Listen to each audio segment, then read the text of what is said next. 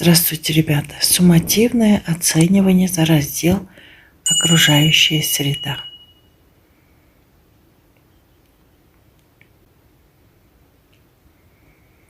Послушайте рассказ и выполните задание. Она пришла на землю хмурая, ветреная, под зонтом.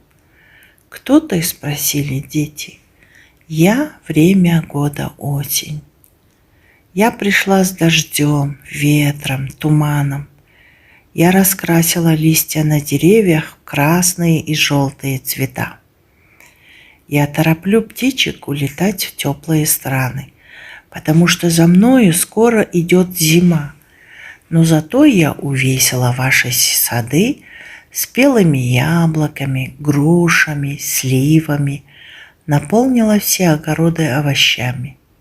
Созрел виноград, а сколько грибов появилось в лесах.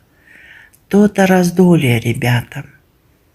Из хрестоматии для малышей. Ответьте на вопросы. Кто главный герой рассказа? Ответ С. Осень.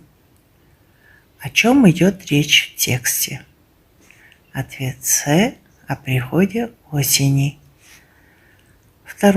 Второе задание. Определите и отметьте картинку к прослушанному тексту.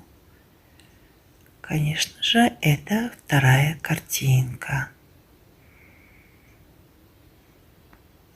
Задание на говорение. Перескажите кратко прослушанный текст.